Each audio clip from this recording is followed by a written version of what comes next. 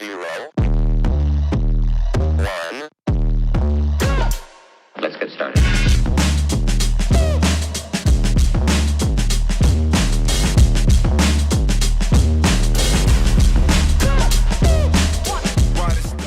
Welcome back to another episode of the RS1600i. Again, been a bit slow on the update. We've been waiting for some panels to finally arrive. Those panels are now here, which only means one thing: we're going to have to start welding them in. Now, after a quick look over these panels, again, some of them express steel, so they're pretty good. But one thing I don't want to be doing is getting rained on by weld. So really, the only thing to do is to put this 1600i onto a rotisserie. This may be your first time visiting our channel. So, let me tell you what we've done already to it. We've completely stripped down the interior, removed all the glass, stripped the engine bay out, removed all the wiring loom, blasted underneath, and fully primed, but masking taped on the areas that need welding. Areas like these. We removed all of that sticky old underseal that's covering up God knows what. Well, we have now found what it was covering up. But let's get that tailgate off, because it's not going to work with that flapping around. So what I need to do here is remove the ram. Inside there we have the hose, the cable. Just going to pull that side out. That's the hose there that does the washer jets. You can see there it runs all the way down and goes to the bottle, which will be on the inside of there. And the other side, which I've already done, again comes down inside, and it has got these like button connectors on from factory, so you can disconnect it from there. Next thing then is tackle the hinges.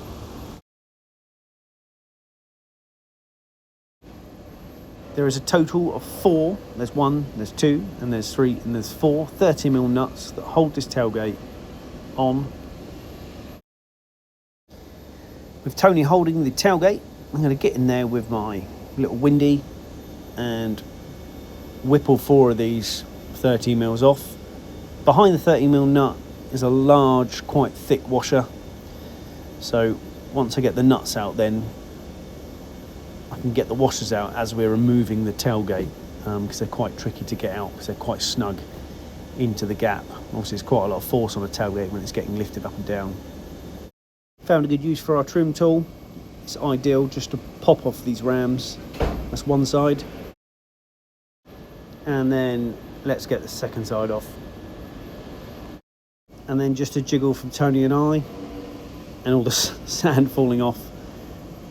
Just get that tailgate off nice. Again, this hasn't been blown off since it came out of the blasting shed. And as you've just seen there, we've removed that tailgate.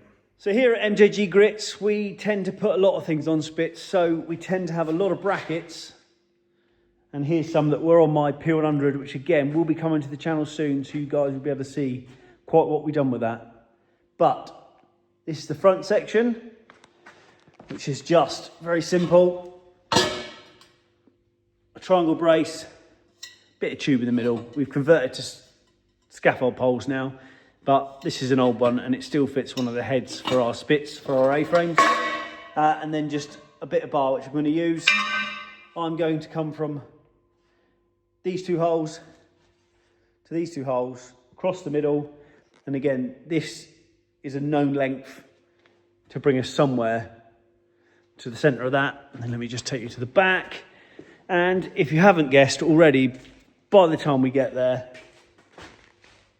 I've got exactly the same for the back. We're going to use these holes and these holes and bring that across, and that will then sit somewhere here. I might be able to, somewhere like that. Again, using that centre point, so where that sits, somewhere here. Imagine the tube goes all the way through and then meets the other side. Firstly, I'm going to make some brackets that fit into those holes, more of an L bracket. I'll make 4 of them, 2 for the front, 2 for the back. Then we'll work out how we're going to get it onto here at the right height. Again, I'm pretty sure I can just weld them onto the end of there. And then we can have this thing on its side. So a good old paper template. I've literally rubbed a bit of paper over the holes on the car. Now I just fold it in half to get my pitch. Again, I'm going to drill quite a big hole in these, so rough is fine. So an 8mm hole, through with a 10mm hole, through with a 12mm hole, and then mark up and cut off. So see if this side fits. On the back of here, I'm going to put a large washer because it already has quite a large brace plate on the back of it. Just going to knit them up. And the other side complete, and then you can see there the washers. Moving on to the front then, exactly the same. I've made the same L brackets, but this time I have made a back plate with 2 holes in it. But then I'm just gonna 17mm nut and bolt up. And the reason for making the back plate is just so there's a bit more meat on that front panel.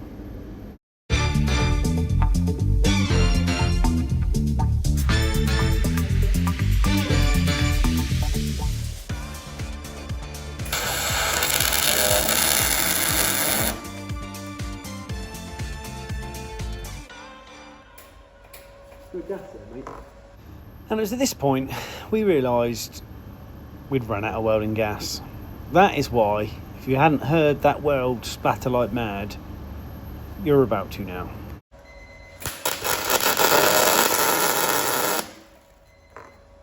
So with a fresh bottle of gas, we're now back in action, and listen to that crackle. Exactly how it should sound.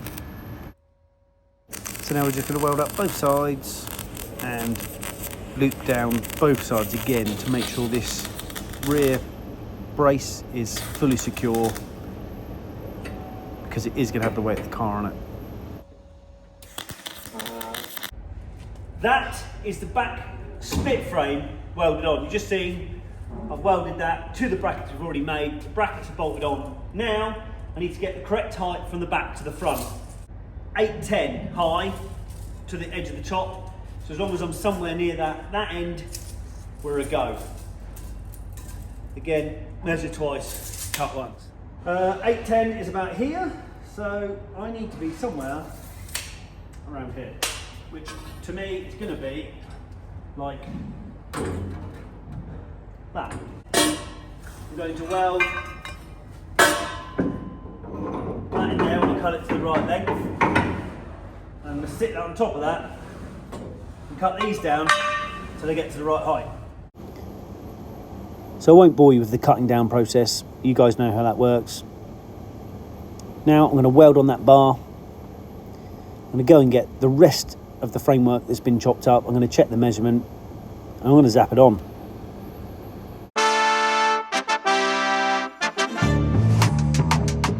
So that's the back one welded on and that's the front one welded on. So now let's lift it up and get it spinning. It's so noisy in the workshop that I have muted the sound on this bit of the video, but let me just explain to you. I've used the ramp to raise it up to the right height. I've slid the back on. I may have to lift this a little bit just to put the front on, and then what I'm going to have is a person either end just to check there's no movement as I lower the ramp back down and see if this thing holds itself. Fingers crossed. And would you believe it, not a single bit of movement as we lowered that ramp down. Let's give it a lift and see how well she spins. Look at the sand pouring out there. That shows you how much sand hides itself in the chassis rails. We're just going to pin that off just so we can hold it on its side. Various holes on the other end to locate it, and it's just sliding the pin in there. Not quite happy with that, so we'll go around to the next hole, and again they're quite spaced apart, these holes, but this saves me from getting splattered on by weld, and I can now weld it upside down.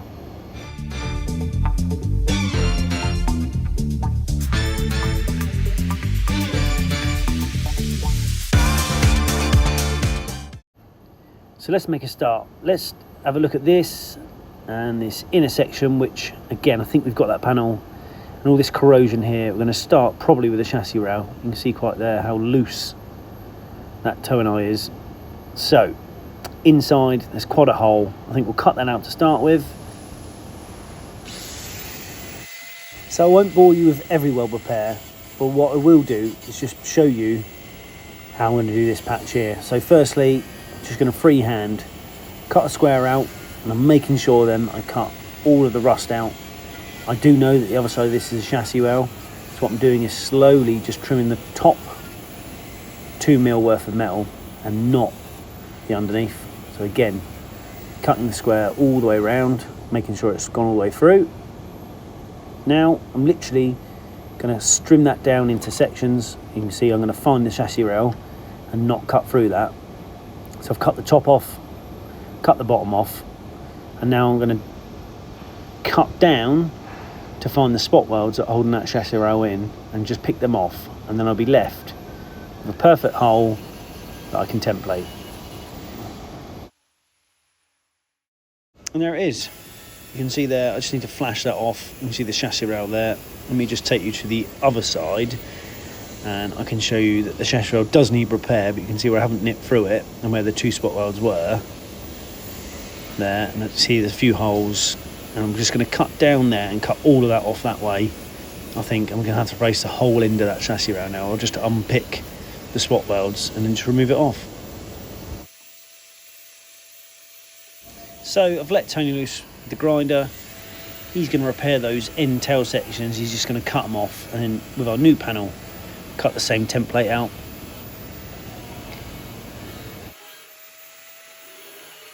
So whilst Tony's going to go and use the template, cut a new bit out, I'm going to start with this hole here. I'm just going to weld that up.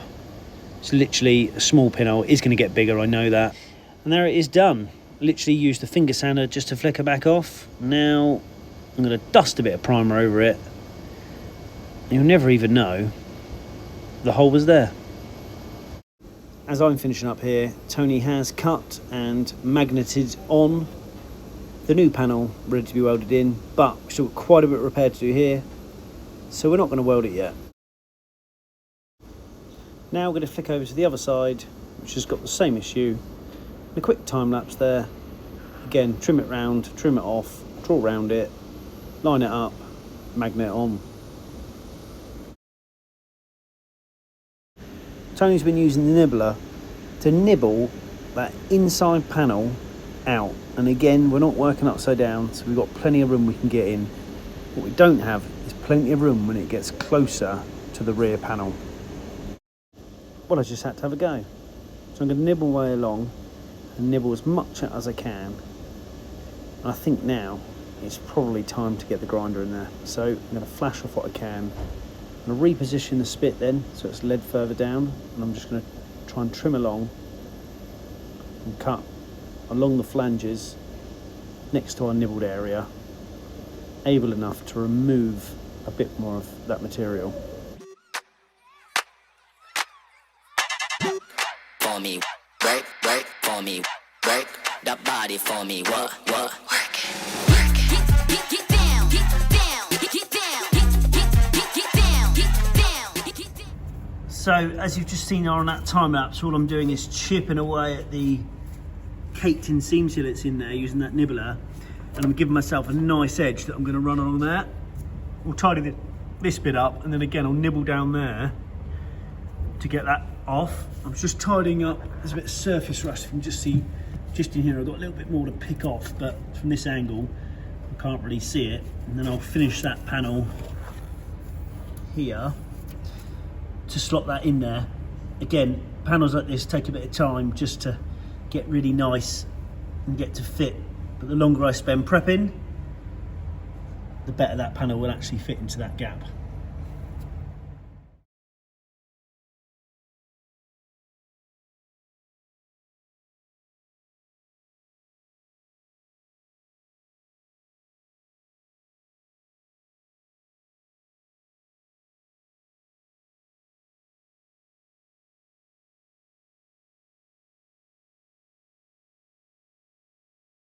We're tackling the lower valance at the moment, so stay tuned to see us replace that panel and work out quite how we're going to make that fit and make that look. So guys, don't forget to hit that subscribe. Your subscription assists us in doing more things like this. And don't forget, keep it real.